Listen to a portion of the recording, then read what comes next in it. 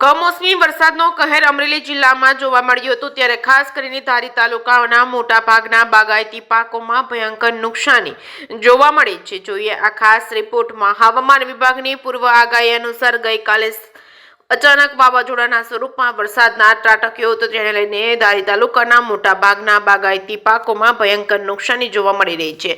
આંબા ઉપરથી પુષ્કળ પ્રમાણમાં કેરીનો ફાલ ખરી ગયો છે, તેમજ નાની કેરી અને ખાખડી તરીકે ઓળખાય છે તે પણ વ્યાપક પ્રમાણમાં જમીનદોસ્ત થઈ છે.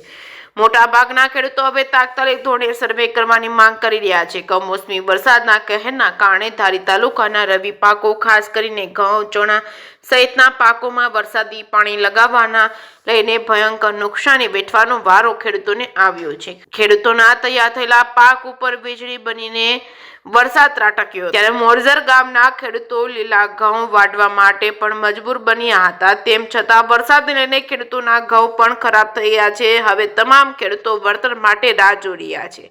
હવામાન વિભાગની પૂર્વ આગાહી અનુસાર ધારી તાલુકામાં જોરદાર વરસાદ ત્રાટક્યો તો પવનનો જોર પણ જોવા મળી રહ્યું છે, જેને લઈને ખેડૂતોની ડુંગળી પણ એકદમ ખરાબ થઈ ગઈ હતી. ખાસ કરીને ધારી તાલુકાના મોરજર, છતડિયા, પરવડી સહિતના વિસ્તારોમાં તૈયાર થઈ ગયેલ ડુંગળી વરસાદને લઈને એકદમ ખરાબ હાલતમાં જોવા મળી રહ્યા છે.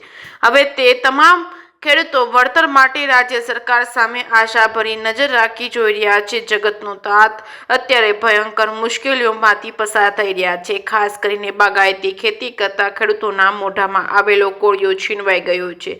ઘઉં, તલ, ડુંગળી સહિતના પાકોમાં ભયંકર નુકસાની જોવા મળી રહી છે. હવે જોવાનું એ રહ્યું કે તંત્ર દ્વારા ક્યારે આનો સર્વે કરી ખેડૂતો માટે કોઈ વળતર જાહેર કરે છે કે સિંહ સાથે સંજય વાળા, ધારી.